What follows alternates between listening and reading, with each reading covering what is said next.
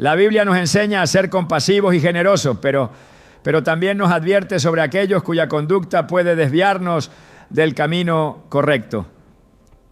En Proverbios 14:7 se nos aconseja: apártate de la presencia del necio, porque en él no hallarás labios de ciencia. Esto nos revela una verdad esencial. No toda ayuda edifica, y hay personas que, en lugar de beneficiarse de nuestro apoyo, pueden llevarnos a la ruina. Hoy exploraremos 8 tipos de personas a las que la Biblia nos insta a no ayudar, para que podamos discernir cuándo nuestra compasión debe ir acompañada de sabiduría.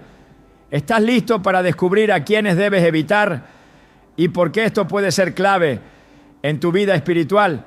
¿Alguna vez te has encontrado tratando de ayudar a alguien que, en lugar de agradecer, rechaza tu consejo, se burla de tu advertencia o incluso se molesta porque intentas corregirlo? Es frustrante, ¿verdad? La Biblia nos muestra que no toda ayuda es bien recibida y que hay personas a las que, por más que intentemos guiarlas, simplemente no quieren cambiar. Proverbios 9:7-8 nos dice: el que corrige al burlón se gana insultos, el que reprende al malvado se gana desprecio. No reprendas al insolente, no sea que acabe por odiarte. Corrige al sabio y te amará. Estas palabras nos revelan una verdad poderosa. Hay quienes desprecian la corrección, se aferran a su necedad y, lejos de aprender, se enojan con quien intenta mostrarles el camino correcto. ¿Cuántas veces hemos intentado abrirle los ojos a alguien solo para recibir rechazo a cambio? Imagina la escena. Una persona se está dirigiendo directo hacia un abismo y tú, por amor y compasión, intentas advertirle, le gritas, le señalas el peligro, incluso intentas detenerla. Pero en lugar de agradecerte, te ignora, se burla y sigue adelante como si nada. Así son aquellos que rechazan la corrección.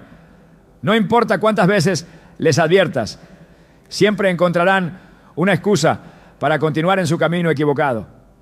Este tipo de personas no solo ignoran la voz de la sabiduría, sino que la desprecian.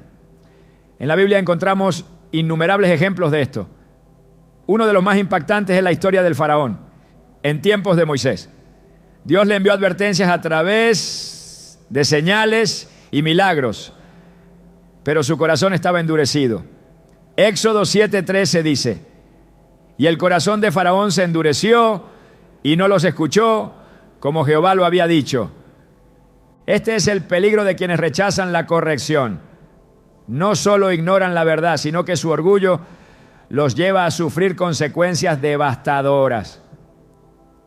¿Cuántas veces hemos visto a alguien tomar una mala decisión después de haber sido advertido una y otra vez?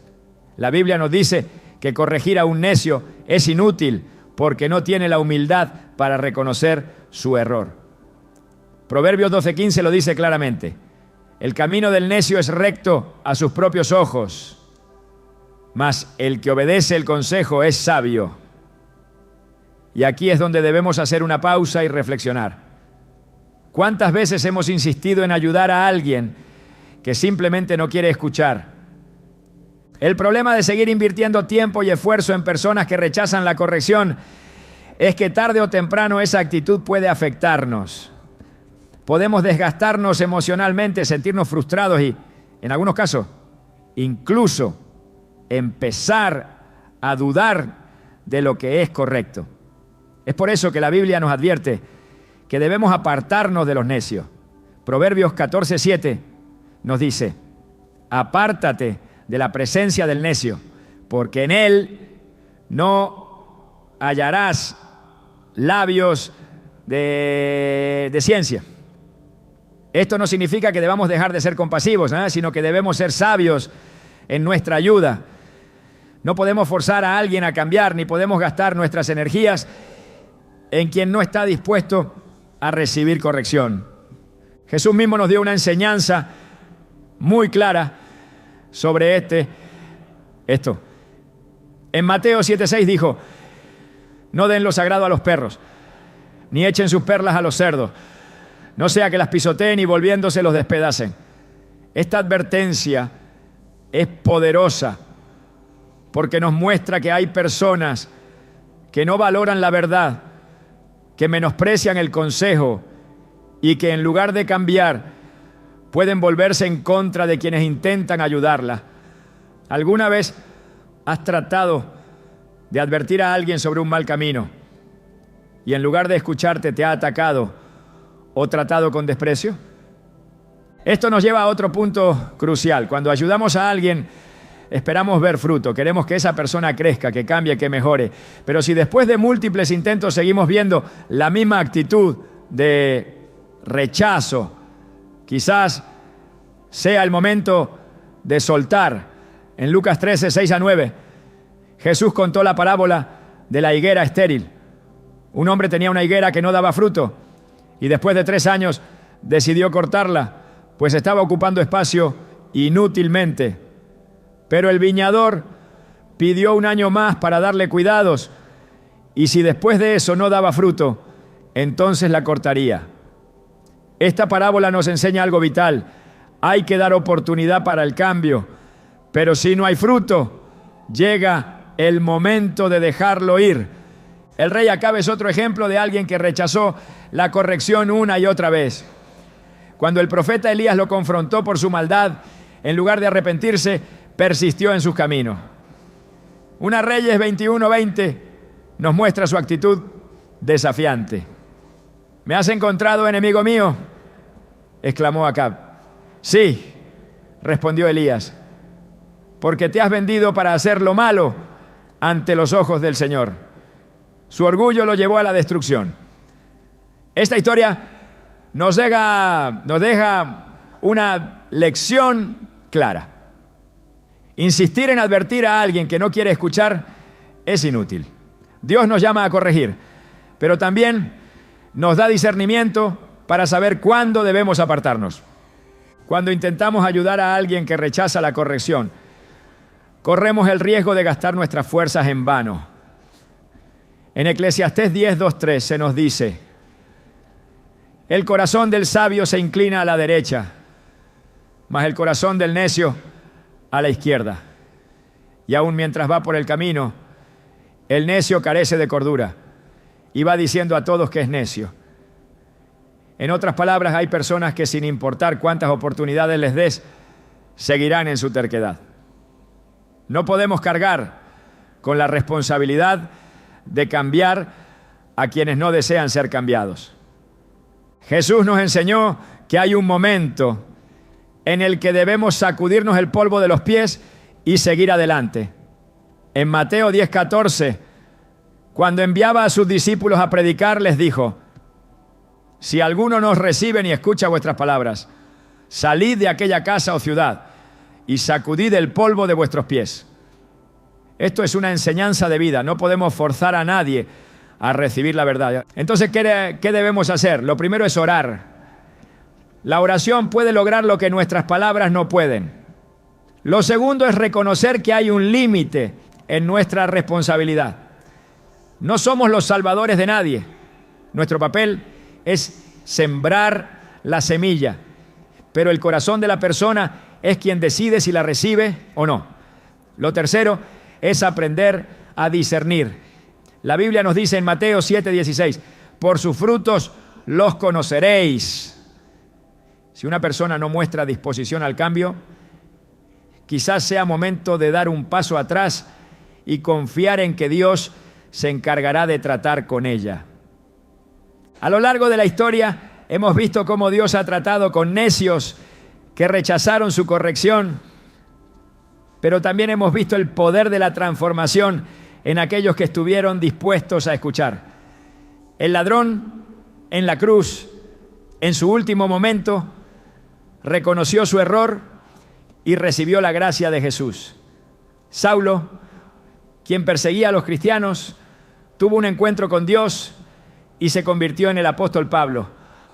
La diferencia entre ellos y aquellos que fueron destruidos no fue la oportunidad de cambiar, sino la disposición a recibir la corrección. Nuestra compasión nunca debe ser mayor que nuestra sabiduría. Ayudar a alguien que rechaza la corrección no solo es inútil, sino que puede volverse en nuestra contra. Dios nos llama a ser luz, pero no podemos alumbrar a quien deliberadamente cierra los ojos. No se trata de dejar de amar, sino de entender que algunas personas solo aprenderán a través de las consecuencias de sus propios actos. Como nos dice Proverbios 26:4. No respondas al necio según su necedad, para que no seas tú también como él. Cuando entendemos esta verdad, dejamos de desgastarnos intentando cambiar a quienes no quieren ser cambiados. Dios tiene su tiempo y su forma de obrar en cada persona, y a veces lo mejor que podemos hacer es apartarnos y dejar que Él haga su obra. Desde tiempos antiguos la Biblia ha dejado claro que el trabajo y el esfuerzo son principios fundamentales en la vida del creyente. Sin embargo, también advierte sobre aquellos que eligen la pereza como estilo de vida, esperando recibir sin dar nada a cambio. Estas personas no solo rehúsan esforzarse, sino que buscan aprovecharse de la generosidad de otros, manipulando la compasión para evitar la responsabilidad. En 2 Tesalonicenses 3:10, el apóstol Pablo fue contundente al decir: el que no quiera trabajar, que tampoco coma. No se trata de una falta de misericordia, sino de un principio divino. Dios bendice el esfuerzo y la inacción voluntaria lleva a la ruina. La Escritura presenta numerosos ejemplos de cómo la pereza y el oportunismo pueden llevar a la destrucción. El libro de Proverbios advierte repetidamente sobre el destino del perezoso, comparándolo con una puerta que gira sobre sus bisagras, sin moverse realmente a ningún lado. Proverbios 26:14 dice: como la puerta gira sobre sus quicios, así el perezoso en su cama. No es solo una imagen de inactividad, sino de un estado mental y espiritual de estancamiento. La pereza no es simplemente falta de acción, es una actitud de resistencia al crecimiento, una negativa a tomar la responsabilidad de la propia vida. En contraste, la Biblia exalta el valor del trabajo y la diligencia. En Proverbios 10:4 se dice: las manos negligentes empobrecen, pero las manos de los diligentes enriquecen. Dios no condena la pobreza ni el sufrimiento, sino la actitud de quien, teniendo la capacidad de actuar, elige no hacerlo. Aquellos que buscan el beneficio sin el esfuerzo se convierten en una carga, drenando los recursos y la energía de quienes trabajan con dedicación. Esta es la razón por la que la ayuda debe ir acompañada de discernimiento. Dar sin dirección no es misericordia, es fomentar la irresponsabilidad. El libro de Jueces presenta un ejemplo claro en la tribu de Dan, que en lugar de luchar por la tierra que Dios les había asignado, buscó la solución fácil apoderándose de una ciudad indefensa. En lugar de enfrentar los desafíos con valentía, escogieron el camino de menor resistencia. Su historia es un recordatorio de que la comodidad puede llevar a la decadencia y que aquellos que rehúsan esforzarse pueden terminar por buscar atajos que los lleven aún más lejos del propósito de Dios. En el Nuevo Testamento, Pablo enfrentó este problema en la iglesia de Tesalónica. Había personas dentro de la comunidad que, en lugar de contribuir al bienestar de todos, pasaban su tiempo en la ociosidad, esperando que otros los sostuvieran. La respuesta de Pablo fue firme. Escuchamos que algunos de entre ustedes andan desordenadamente, sin trabajar en nada, sino entrometiéndose en lo ajeno. 2 Tesalonicenses 3:11. La ociosidad no solo los llevaba a la falta de productividad, sino que los hacía interferir en la vida de los demás. generando discordia en la comunidad. El problema con los perezosos y los aprovechados no es solo la carga que representan, sino la mentalidad que fomentan. Cuando alguien es ayudado sin límites ni condiciones, sin la exigencia de un cambio real, se acostumbra a recibir sin aportar. La ayuda deja de ser una bendición y se convierte en una excusa para seguir en la misma situación. Dios no nos llama a mantener la pereza, sino a desafiarla. En Efesios 4:28 se dice: el que robaba, que no robe más, sino que trabaje haciendo con sus manos lo que es bueno, para que tenga que compartir con el que padece necesidad. El cambio verdadero no ocurre cuando se recibe sin medida, sino cuando se aprende el valor de dar. En la parábola de los talentos, Jesús ilustró la diferencia entre la diligencia y la pereza. Un señor entregó a sus siervos distintas cantidades de dinero, esperando que lo administraran bien.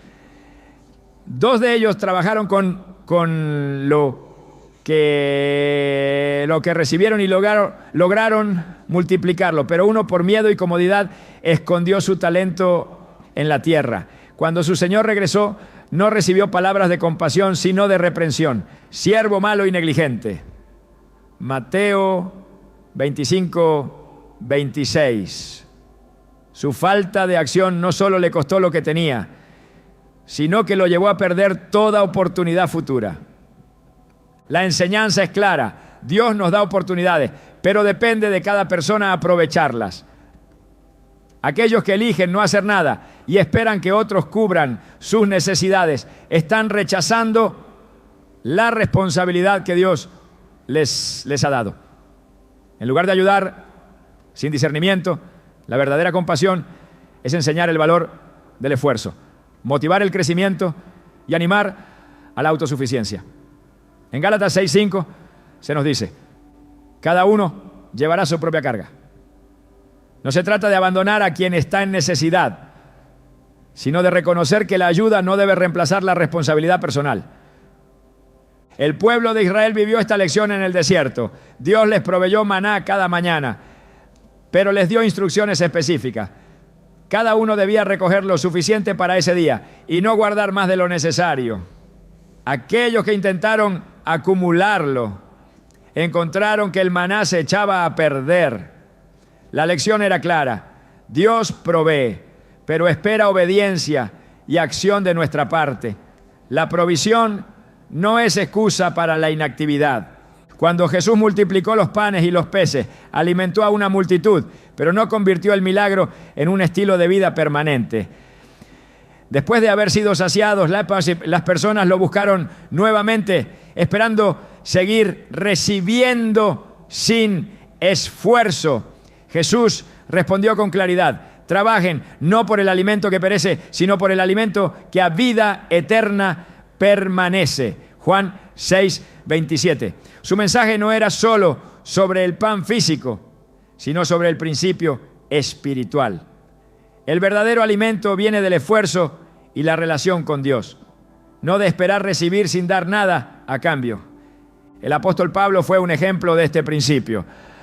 Aunque tenía derecho a ser sustentado por las iglesias, trabajó con sus propias manos para no ser una carga para nadie. En Hechos 20:34-35, les recordó a los ancianos de Éfeso: ustedes saben que estas manos han servido para mis propias necesidades y las de los que estaban conmigo. En todo les he enseñado que trabajando así se debe ayudar a los necesitados, y recordar las palabras del Señor Jesús que dijo: más bienaventurado es dar que recibir. La verdadera ayuda no es perpetuar la dependencia, sino enseñar la autosuficiencia y el esfuerzo. Los principios de Dios son claros. El trabajo dignifica, la diligencia es recompensada y la pereza lleva a la ruina. Ayudar no significa facilitar la inacción. La generosidad debe ir acompañada de sabiduría. Proverbios 19:15 dice: la pereza hace caer en profundo sueño y el alma negligente padecerá hambre. Aquellos que eligen la inacción cosecharán las consecuencias de su decisión. No se trata de cerrar el corazón a la necesidad, sino de dar con propósito. La Biblia nos llama a ser sabios administradores de nuestros recursos, a discernir cuándo ayudar y cuándo dejar que alguien enfrente las consecuencias de su falta de esfuerzo. En Proverbios 6, 6 a 8 se nos exhorta: ve a la hormiga, oh perezoso, mira sus caminos y sé sabio. Aunque no tiene capitán, ni gobernador, ni señor, prepara en el verano su comida y recoge en el tiempo de la siega su mantenimiento. Dios honra el esfuerzo y la responsabilidad. Ayudar a los demás es un acto de amor, pero la verdadera compasión no es dar sin medida, sino inspirar el cambio. La ayuda sin límites no es misericordia, es facilitar la destrucción. Cuando se entiende este principio, se aprende que la verdadera bendición no está solo en recibir, sino en aprender a dar, en crecer y en asumir la responsabilidad que Dios nos ha confiado.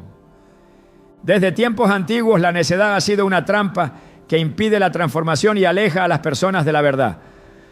No se trata solo de ignorancia, sino de una actitud de rebeldía contra la sabiduría. La Escritura advierte que hay quienes no solo rechazan el consejo, sino que insisten en justificar el pecado y lo convierten en su estilo de vida. En Proverbios 26:11 se dice: como perro que vuelve a su vómito, así es el necio que repite su necedad. Este versículo expone una realidad difícil de aceptar. Hay quienes, incluso después de experimentar las consecuencias de sus errores, regresan al mismo camino una y otra vez.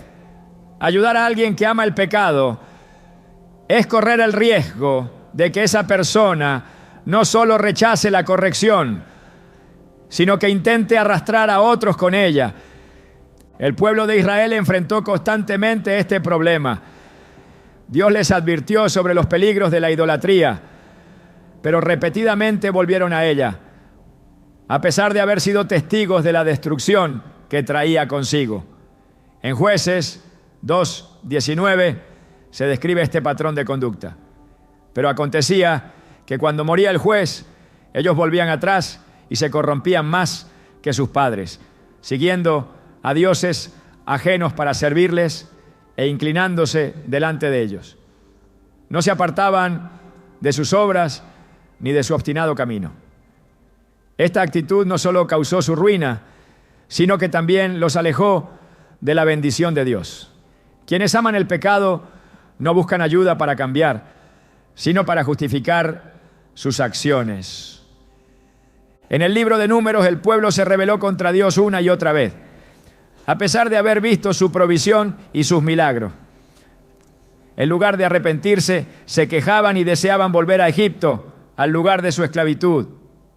Números 11:4 a 6 narra su actitud. Y la gente extranjera que se mezcló con ellos tuvo un vivo deseo.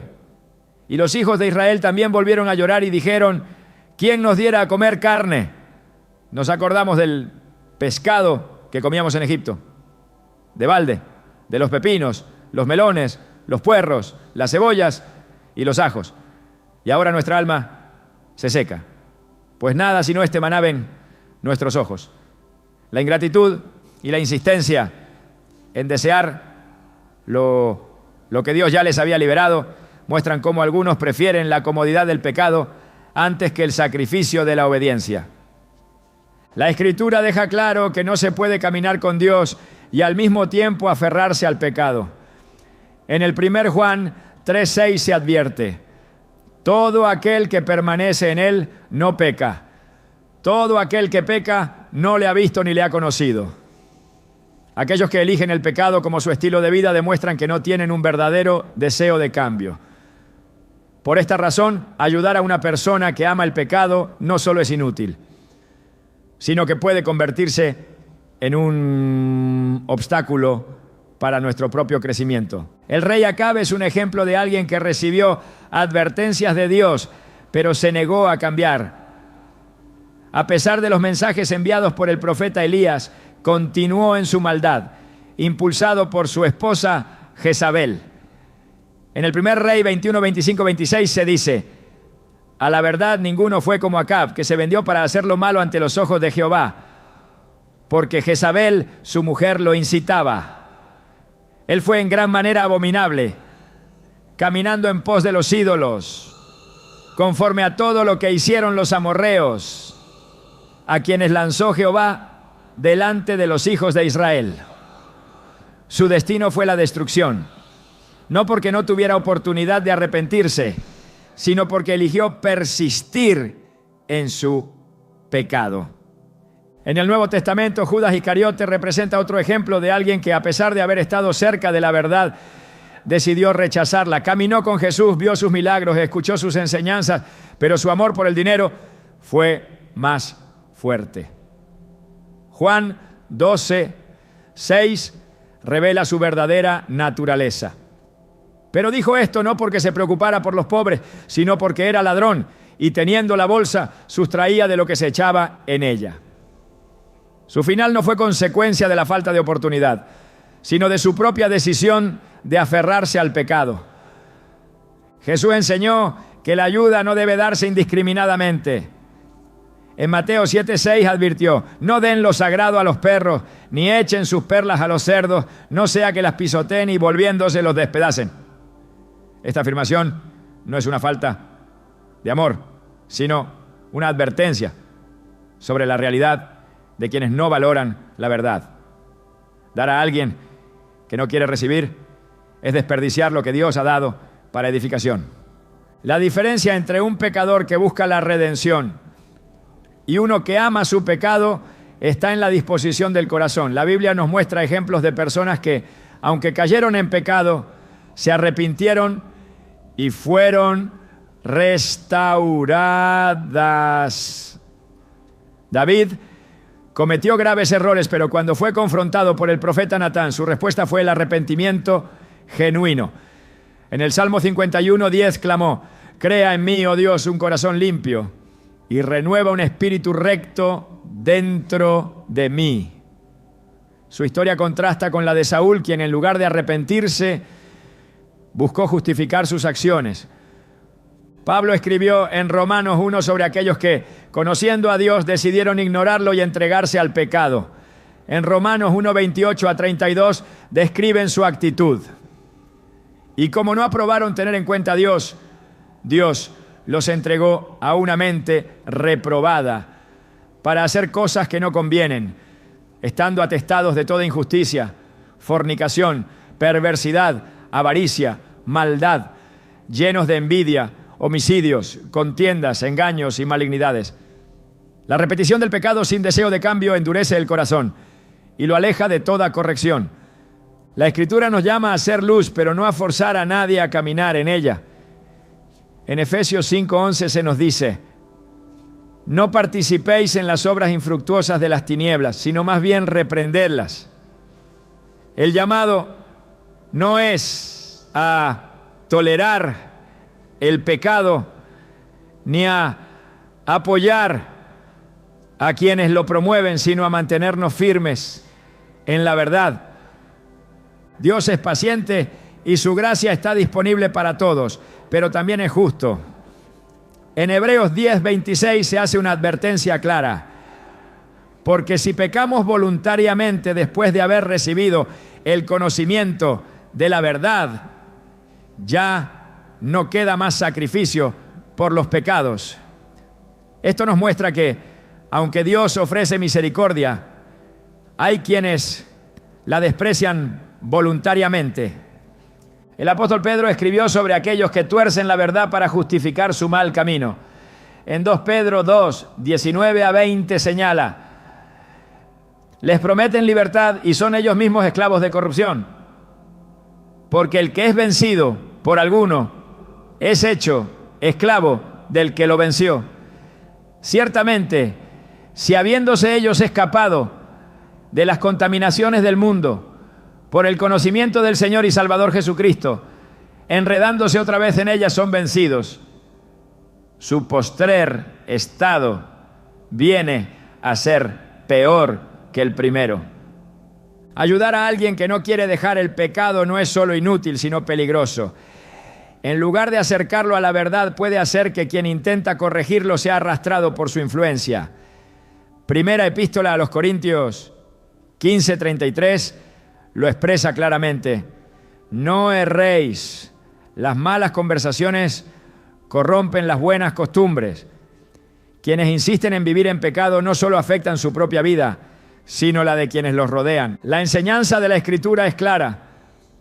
El amor no es sinónimo de tolerancia al pecado. La verdadera compasión busca la restauración. Pero cuando alguien se niega a cambiar, la mejor decisión es apartarse. Dios nos llama a extender la mano a quien desea ser levantado, pero no a cargar con quienes insisten en permanecer en el suelo. La luz no puede mezclarse con la oscuridad sin perder su esencia. Desde el principio de los tiempos, la traición ha sido una sombra que acecha incluso a los más justos.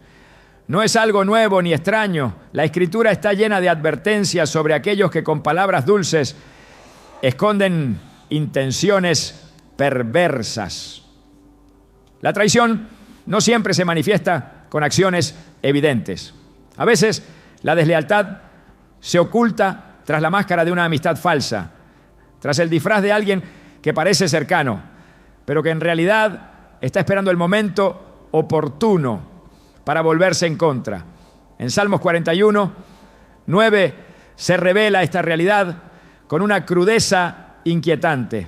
Aún mi mejor amigo, en quien yo confiaba y que compartía el pan conmigo, me ha traicionado. Estas palabras resuenan como un eco en la historia, porque no es la traición de un enemigo lo que duele más, sino la del amigo en quien se confiaba. El caso más impactante de traición en la Biblia es el de Judas Iscariote. No fue un extraño quien vendió a Jesús por unas monedas de plata, sino uno de los 12, uno que caminó a su lado, que vio los milagros, que compartió el pan con él. Su historia es un recordatorio de que no todos los que se presentan como aliados lo son realmente. En Mateo 26:48-49 se describe el momento en el que Judas entrega al maestro con una señal devastadora. Y el que le entregaba les había dado señal, diciendo: al que yo bese, ese es, prendedle. Enseguida se acercó a Jesús y dijo: salve, maestro, y le besó. El beso, símbolo de afecto y confianza, se convirtió en el emblema de la falsedad. No siempre la traición es tan evidente desde el principio. A veces la deslealtad se esconde tras años de aparente lealtad. La Biblia nos muestra que hay quienes se acercan no para construir, sino para destruir desde adentro. En el caso de Dalila, su acercamiento a Sansón no fue un acto de amor, sino una estrategia de los filisteos para descubrir su debilidad. Con palabras suaves y una aparente devoción, lo llevó a revelar su secreto. Y cuando tuvo la información que necesitaba, lo entregó sin dudar. Jueces 16:18 dice: viendo Dalila que él le había descubierto todo su corazón, envió a llamar a los principales de los filisteos, diciendo: venid esta vez, porque él me ha descubierto todo su corazón. La traición no siempre es inmediata. A veces se cultiva con paciencia hasta el momento en que se pueda ejecutar con el mayor daño posible. Las Escrituras advierten sobre aquellos que con palabras halagadoras y apariencias engañosas se infiltran en la vida de los justos. Proverbios 26:24-26 describen esta realidad con precisión. Con sus labios el que odia disimula, pero en su interior maquina engaño. Cuando hable amigablemente no le creas, porque hay 7 abominaciones en su corazón. Aunque su odio se cubra con engaño, su maldad será descubierta en la congregación. El problema no es solo que existan traidores, sino que a menudo se presentan de una manera en la que es difícil identificarlos hasta que el daño ya está hecho. En la historia del rey David, la traición vino de su propio hijo, Absalón. La traición de un amigo es dolorosa, pero la de un familiar es aún más devastadora. Absalón no solo conspiró contra su padre, sino que lo hizo con astucia, robando el corazón del pueblo y manipulando la percepción de la gente para debilitar el reino de David. 2 Samuel 15:6 describe su estrategia. Así hacía Absalón con todos los de Israel que venían al rey a juicio, y así robaba Absalón el corazón de los de Israel. Su traición no fue una rebelión abierta desde el principio, sino un trabajo lento de manipulación hasta que tuvo suficiente poder para desafiar a su propio padre. La traición no solo viene de individuos, sino también de grupos que se presentan como aliados, pero que en realidad buscan su propio beneficio. En el libro de Nehemías se relata cómo los enemigos de Israel intentaron detener la reconstrucción de los muros de Jerusalén, no con ataques directos, sino con estrategias de engaño. En Nehemías 6:2 se narra el intento de engaño. Sanbalat y Gesem enviaron a decirme: ven y reunámonos en alguna de las aldeas en el campo de Ono. Pero ellos habían pensado hacerme daño. No siempre la traición se presenta como un ataque abierto. A veces se viste de una invitación aparentemente inofensiva. Las Escrituras enseñan que hay que ser prudentes en la elección de las personas en las que se confía. En Miqueas 7:5 se da un consejo que puede parecer duro, pero que es una advertencia necesaria. No confiéis en amigo, ni tengáis confianza en príncipe. De la que duerme a tu lado, cuídate. No abras tu boca. No se trata de vivir con miedo, sino de ser conscientes de que no todas las personas que parecen cercanas lo son realmente. En el Nuevo Testamento, Pablo enfrentó traiciones dentro de la iglesia.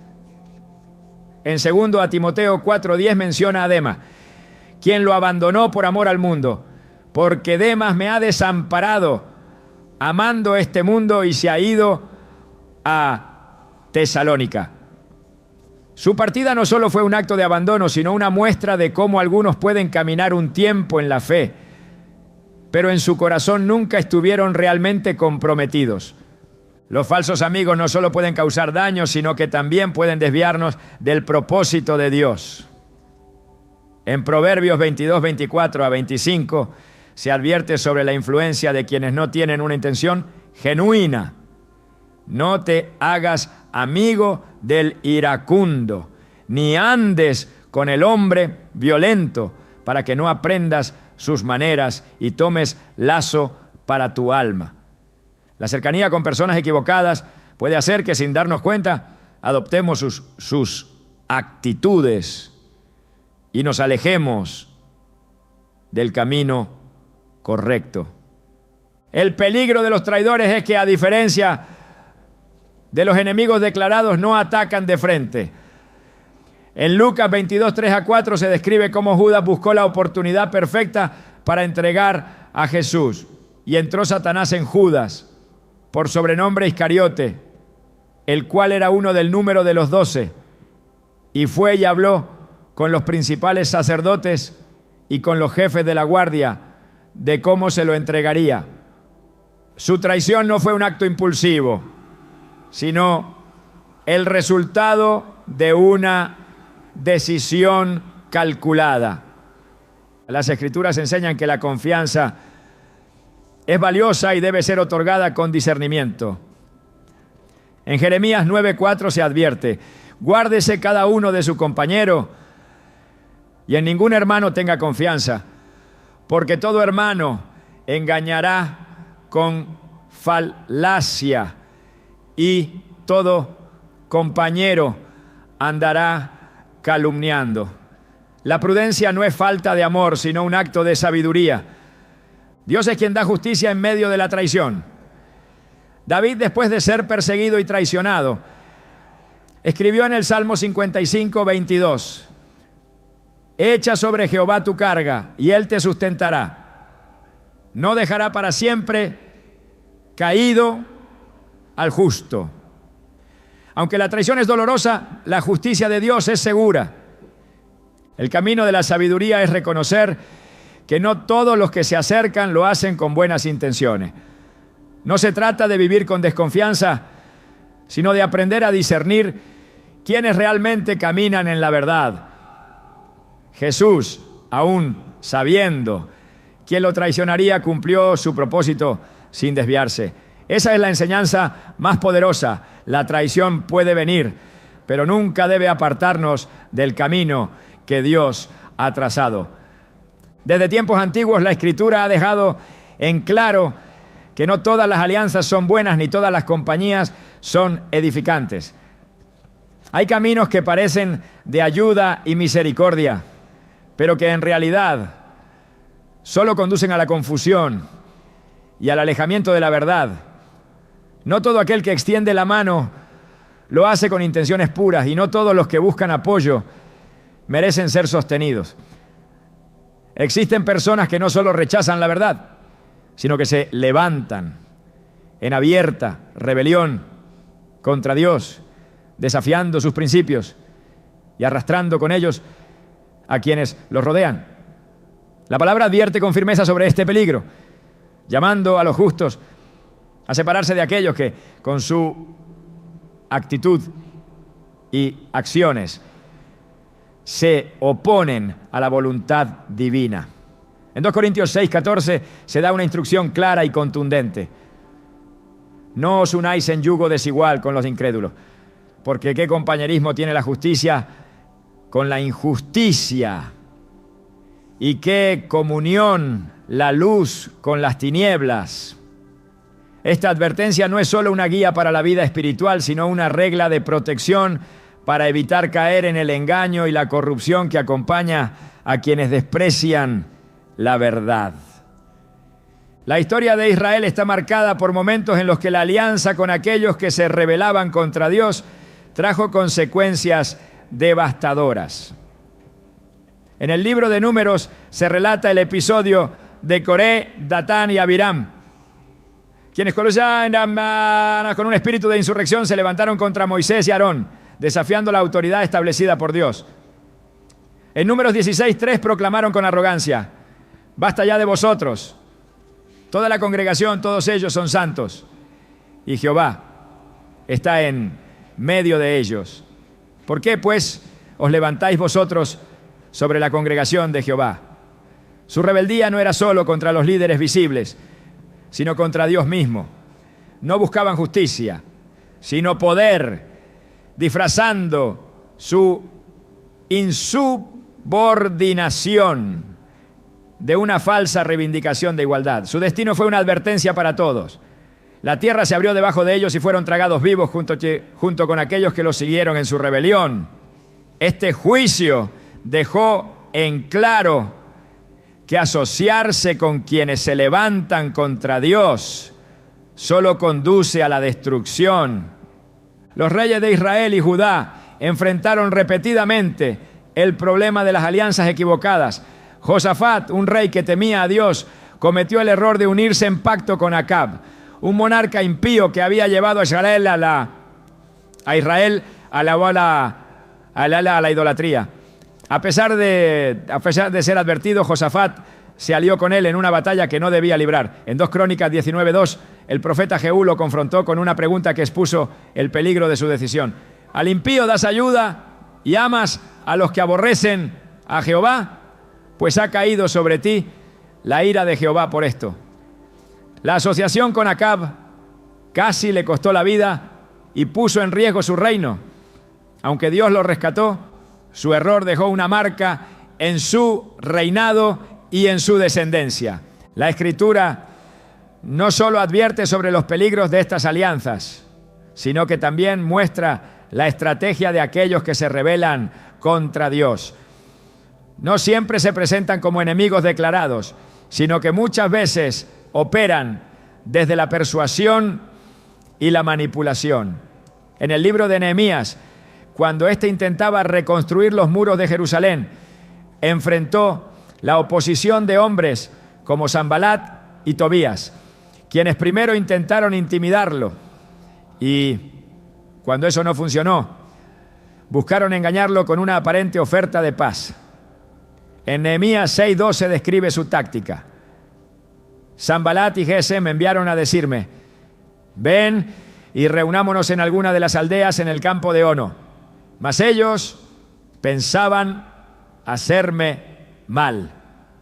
No todos los que buscan una conexión lo hacen con buenas intenciones.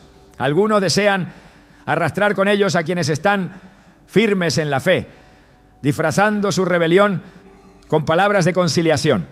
En el Nuevo Testamento, Pablo advierte contra aquellos que se infiltran entre los creyentes con la intención de desviar a los fieles. En Romanos 16, 17 a 18 exhorta con claridad: os ruego, hermanos, que os fijéis en los que causan divisiones y tropiezos contra la doctrina que vosotros habéis aprendido y que os apartéis de ellos, porque tales personas no sirven a nuestro Señor Jesucristo, sino a sus propios vientres, y con suaves palabras y lisonjas engañan los corazones de los ingenuos. No basta con identificarlos, es necesario apartarse de ellos, pues su influencia es corruptora. La historia de Balaam muestra otro ángulo de este problema. Aunque era un profeta, su corazón no estaba alineado con Dios. Fue contratado por el rey Balac para maldecir a Israel. Y aunque Dios no se lo permitió, Balaam ideó una estrategia aún más peligrosa. En lugar de atacar a Israel directamente, los llevó al pecado. En Apocalipsis 2:14 se menciona su error: pero tengo unas pocas cosas contra ti, que tienes ahí a los que retienen la doctrina de Balaam, que enseñaba a Balac a poner tropiezo ante los hijos de Israel, a comer de cosas sacrificadas a los ídolos y a cometer fornicación. Quienes se rebelan contra Dios no siempre actúan con hostilidad abierta. A veces su estrategia es la seducción, llevando a otros a caer sin que lo perciban de inmediato. Jesús mismo advirtió sobre los falsos maestros que vendrían disfrazados de ovejas, pero que en realidad serían lobos rapaces. En Mateo 7:15 a 16 dijo: guardaos de los falsos profetas que vienen a vosotros con vestidos de ovejas, pero por dentro son lobos rapaces. Por sus frutos los conoceréis. No es la apariencia lo que define a una persona, sino sus acciones y su fruto a lo largo del tiempo. Aquellos que persisten en su rebelión, que desprecian la corrección y buscan desviar a otros, no pueden ser considerados dignos de confianza ni merecedores de ayuda. El rechazo de la verdad tiene consecuencias inevitables. En el libro de Jeremías, el pueblo de Judá rechazó repetidamente las advertencias de Dios, prefiriendo escuchar a falsos profetas que les prometían paz cuando no la habría. Jeremías 6:14 describe su engaño. Curan la herida de mi pueblo con liviandad, diciendo: paz, paz, y no hay paz. No se puede ayudar a quien no desea ser corregido, ni a quien se esfuerza por arrastrar a otros en su rebelión. En 2 Pedro 2:1 se advierte sobre aquellos que introducen herejías destructivas, negando al Señor que los rescató y atrayendo sobre sí mismos destrucción repentina. La actitud de aquellos que se oponen a Dios no es solo un problema personal, sino un peligro para quienes los rodean. La Biblia no solo llama a identificarlos, ¿no?, sino a alejarse de ellos para no ser partícipes de su destino. Dios ofrece misericordia a quienes se arrepienten, pero es firme con aquellos que eligen resistirse a su voluntad. La historia del faraón en Éxodo es un recordatorio de que cuando alguien endurece su corazón contra Dios, el juicio es inevitable. A pesar de las señales y las plagas, su rebeldía lo llevó a la ruina, y con él a toda su nación. En Éxodo 14:17 Dios declara: y he aquí, yo endureceré el corazón de los egipcios, para que entren tras ellos, y yo me glorificaré en Faraón y en todo su ejército, en sus carros y en su caballería. No hay neutralidad cuando se trata de aquellos que se rebelan contra Dios. O se camina en la verdad o se participa en la rebelión, aunque sea de manera indirecta. En el 1 Juan 2:19 se señala la diferencia entre quienes realmente pertenecen a Dios y quienes solo parecen estar con Él. Salieron de nosotros, pero no eran de nosotros, porque si hubiesen sido de nosotros, habrían permanecido con nosotros. Pero salieron para que se manifestase que no todos son de nosotros. La decisión de ayudar debe ir acompañada de discernimiento, porque no todo el que extiende la mano lo hace para recibir con sinceridad. Algunos solo buscan arrastrar a otros con ellos. Desde tiempos antiguos la Escritura advierte sobre aquellos que en lugar de buscar la paz siembran discordia y conflicto. No solo causan división, sino que destruyen relaciones, envenenan corazones y debilitan la unidad entre los creyentes. Sus palabras son como fuego que consume, encendiendo disputas donde antes había armonía. Proverbios 6:16-19 menciona a aquellos que Dios aborrece, y entre ellos se encuentra el que siembra discordia entre hermanos. No se trata solo de una actitud equivocada, sino de una naturaleza destructiva que busca fragmentar lo que Dios ha unido. Estas personas no edifican, no restauran, no sanan. Su presencia se traduce en caos, su consejo en confusión y su influencia en ruina. Las Escrituras muestran cómo la discordia ha sido utilizada como una herramienta de destrucción a lo largo de la historia. En el libro de Números, Coré y sus seguidores se levantaron contra Moisés y Aarón, sembrando descontento entre el pueblo de Israel. No presentaron su rebelión como un acto de desobediencia, sino como una supuesta lucha por justicia y equidad. En Números 16:3 confrontaron a Moisés con palabras manipuladoras. Basta ya de vosotros, toda la congregación, todos ellos son santos, y Jehová está en medio de ellos. ¿Por qué, pues, os levantáis vosotros sobre la congregación de Jehová? Con sus palabras sembraron dudas, envenenaron corazones y provocaron que muchos se apartaran del liderazgo legítimo. Pero Dios no ignoró su perversidad. La tierra se abrió y los tragó vivos, mostrando que la discordia no solo destruye a quienes la fomentan, sino que arrastra consigo a quienes los escuchan. Las divisiones no siempre comienzan con grandes conflictos. A veces una simple palabra malintencionada es suficiente para quebrantar la confianza y abrir la puerta a la enemistad. La historia de Absalón es un claro ejemplo de esto. No desafió abiertamente a su padre, el rey David, desde el inicio. Primero trabajó en las sombras, robando el corazón del pueblo con palabras calculadas. En 2 Samuel 15:2-6 se describe su estrategia. Se colocaba en el camino de quienes iban a presentar casos ante el rey y les decía que no encontrarían justicia, ganándose su favor con promesas vacías. No necesitó levantar un ejército de inmediato. Sembró discordia lentamente hasta que tuvo suficiente apoyo para intentar usurpar el trono. La división que causó no solo trajo sufrimiento a su padre, sino que llevó a una guerra civil en Israel. La discordia no solo se manifiesta en rebelión contra la autoridad, sino también en el engaño y la maledicencia. En el libro de Esther, Amán encarnó este espíritu de división cuando, por odio a Mardoqueo, decidió exterminar a todo el pueblo judío. Su estrategia fue astuta. En lugar de atacar directamente a Mardoqueo, presentó a los judíos como una amenaza para el reino. Esther 3:8 relata sus palabras al rey Asuero.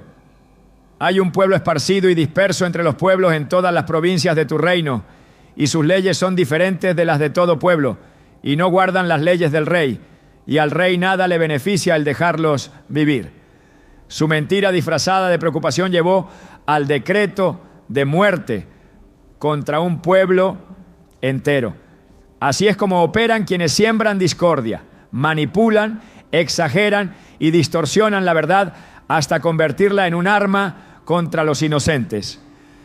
Las advertencias de las Escrituras son claras. En Tito 3:10-11 se da una instrucción precisa. Al hombre que cause divisiones, después de una y otra amonestación, deséchalo, sabiendo que el tal se ha pervertido y peca, y está condenado por su propio juicio.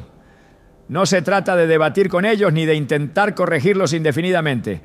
La discordia no es un simple error, sino una actitud de corazón que, si no es abandonada, corrompe por completo. Quienes insisten en dividir no buscan la verdad ni la reconciliación. Su propósito es destruir y arrastrar consigo a quienes estén dispuestos a escucharlos. Jesús también enfrentó a quienes causaban división dentro del pueblo de Dios. Los fariseos, con su hipocresía y su legalismo, imponían cargas pesadas sobre la gente, creando separación entre ellos y la misericordia de Dios. En Mateo 23:13 les hizo una fuerte advertencia. ¡Ay de vosotros, escribas y fariseos hipócritas! Porque cerráis el reino de los cielos delante de los hombres, pues ni entráis vosotros, ni dejáis entrar a los que están entrando. No solo desviaban a las personas de la verdad, sino que impedían que otros accedieran a la gracia. La discordia no siempre se presenta en forma de enfrentamiento abierto. A veces se esconde detrás de la falsa piedad y la manipulación de la fe. El apóstol Pablo enfrentó este problema en la iglesia primitiva. En sus cartas advirtió repetidamente sobre aquellos que, en lugar de fortalecer la unidad, se dedicaban a sembrar conflictos y disputas.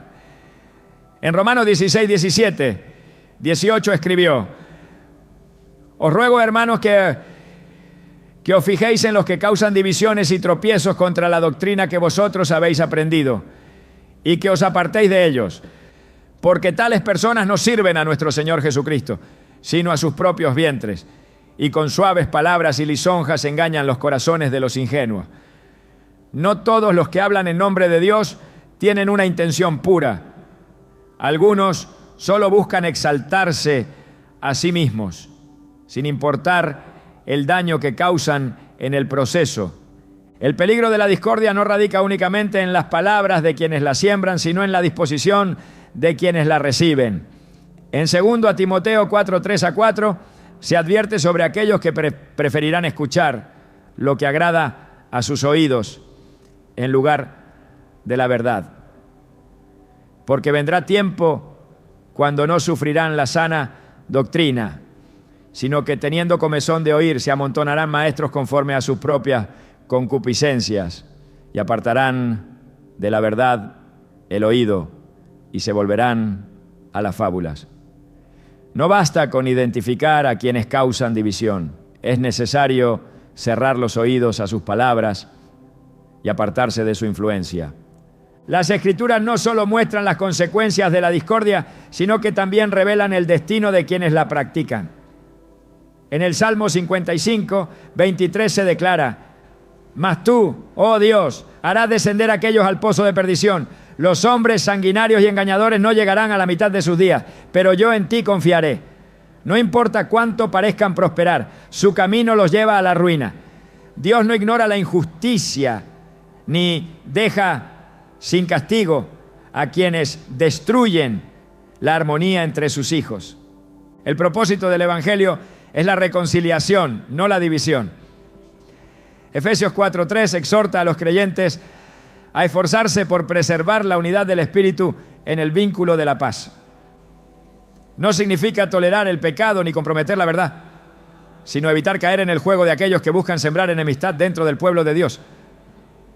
La ayuda debe dirigirse a quienes buscan la verdad, no a quienes la utilizan como herramienta para causar conflicto.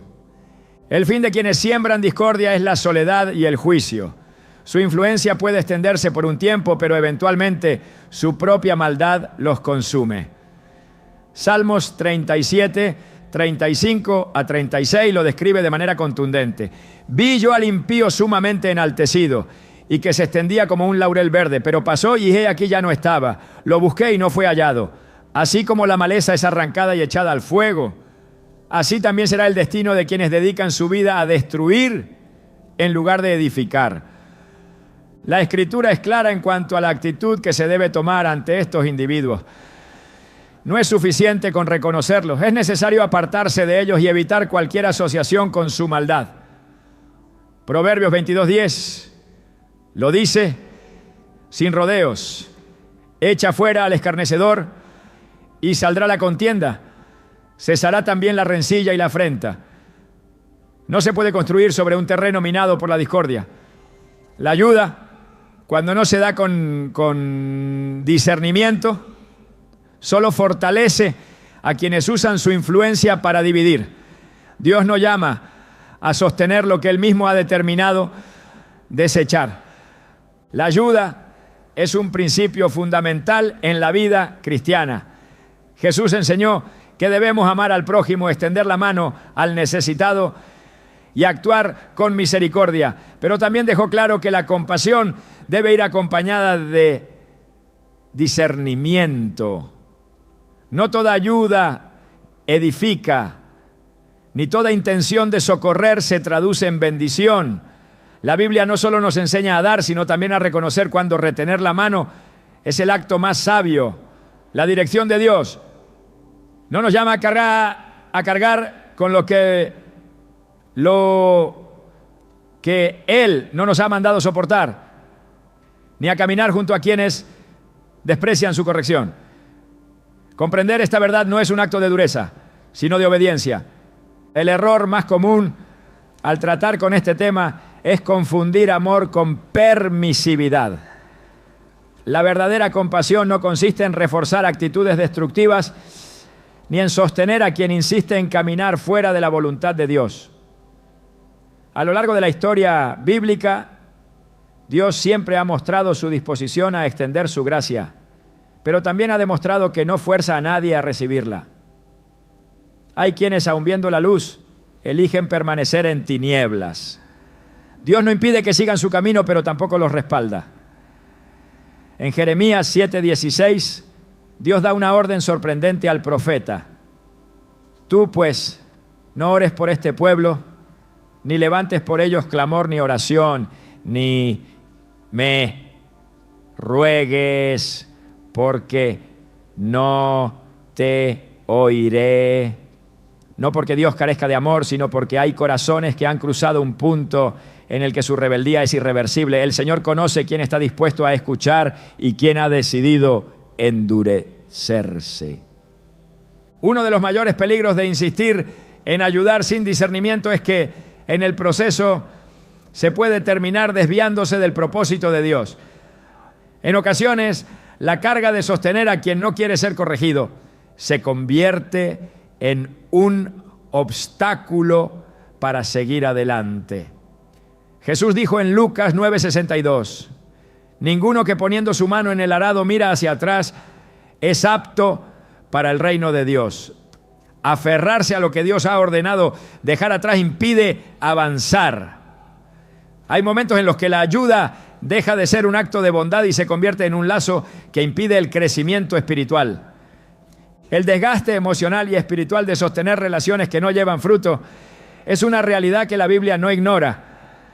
El pueblo de Israel, en su travesía por el desierto, cargó con la presencia constante de quienes murmuraban, dudaban y se resistían a la voluntad de Dios.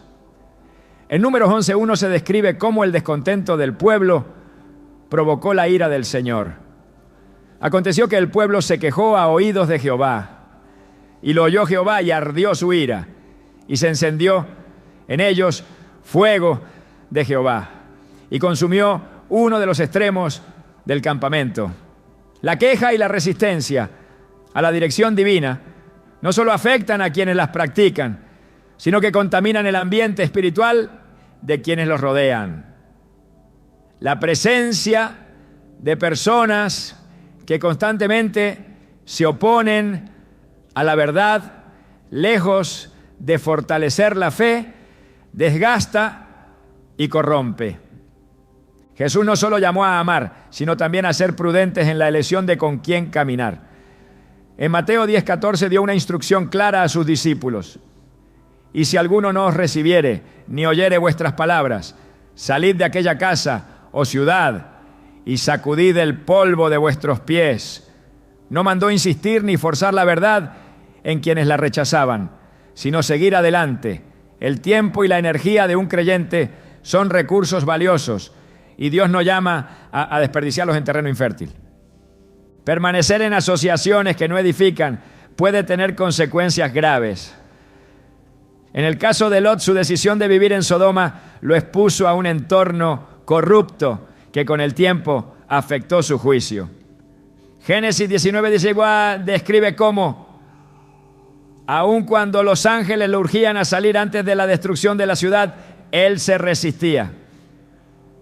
Y deteniéndose él, los varones asieron de su mano y de la mano de su mujer y de las manos de sus 2 hijas, según la misericordia de Jehová para con él, y lo sacaron y lo pusieron fuera de la ciudad. La influencia del entorno en el que permaneció fue tan fuerte que no solo le costó la vida de su esposa, sino que sus propias hijas habían sido contaminadas por la inmoralidad de la ciudad. La lección es clara: permanecer demasiado tiempo junto a quienes se resisten a la corrección puede llevar a la destrucción. El apego emocional a quienes Dios ha llamado a soltar puede nublar el discernimiento. Samuel, después de haber ungido a Saúl como rey, se aferró a la esperanza de su restauración, aun cuando Dios ya lo había desechado. En el primer libro de Samuel, capítulo 16, versículo 1, el Señor confrontó su dolor con una pregunta decisiva: ¿hasta cuándo llorarás a Saúl habiéndolo yo desechado para que no reine sobre Israel? La insistencia en ayudar a quien quiere ser a quien no quiere ser transformado puede llevar a una lucha contra la misma voluntad de Dios. El llamado a la prudencia en la ayuda no es una excusa para la indiferencia, sino una invitación a actuar con sabiduría. Jesús no dio su tiempo a todos por igual. Buscó a los perdidos, sanó a los enfermos y predicó a las multitudes, pero también se apartó cuando fue necesario. En Juan 6:66 se describe cómo muchos de sus discípulos lo abandonaron cuando sus enseñanzas se volvieron demasiado difíciles de aceptar.